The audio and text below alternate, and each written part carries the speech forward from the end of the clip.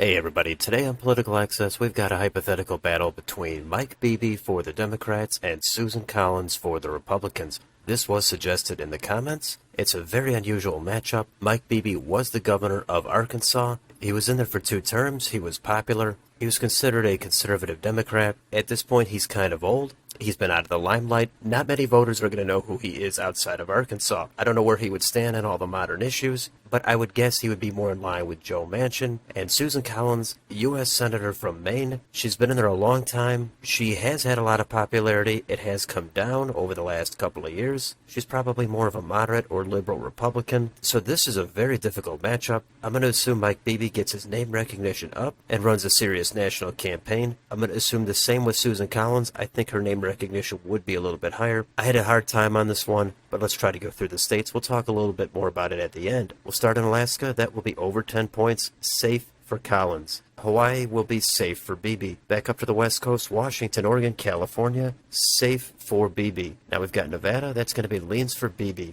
Idaho, Utah, safe for Collins. Arizona will be leans for Collins. Montana, Wyoming, safe for Collins. Colorado will be high single digits, likely for Beebe. New Mexico will also be likely for Beebe. North and South Dakota, safe for Collins. Nebraska at large, safe for Collins. The 2nd District will be leans for Beebe. Kansas, Oklahoma, safe for Collins. Texas will be over 5 points, likely for Collins. Minnesota will be probably 5 to 6 points, likely for Beebe. Iowa will get just barely under 5 points, probably 4.5, leans for Collins. Missouri, safe for Collins. Mike Beebe's home state of Arkansas, I don't think it's going to get under 10. Still a deep red state. Collins is not going to excite the base, but it's still going to be over 10, safe for Collins. Louisiana, safe for Collins. Wisconsin will be close, but tilt for Beebe. Illinois, safe for Beebe. Michigan, leans for Beebe. Indiana, safe for Collins. Kentucky, Tennessee, Mississippi, Alabama, safe for Collins. Down to Florida, that will be leans for Collins. Georgia will be leans for Beebe. South Carolina, safe for Collins. North Carolina, that'll get very close, but a tilt for Collins. Let's go to Ohio. That'll also be about 4.5 points. Leans for Collins. West Virginia, safe for Collins. Now let's go to Maine, Susan Collins' home state. At large, I have this getting down to a leans for Beebe. The 1st District will barely get under 10 points, probably 9.5, likely for Beebe. The 2nd District will be just over 10 points, safe for Collins. Let's go next door to New Hampshire. That will be leans for Beebe. Vermont, New York, Massachusetts, Connecticut, Rhode Island, New Jersey, Delaware, Maryland, and Washington, D.C., safe for Beebe. Pennsylvania will be leans for Beebe,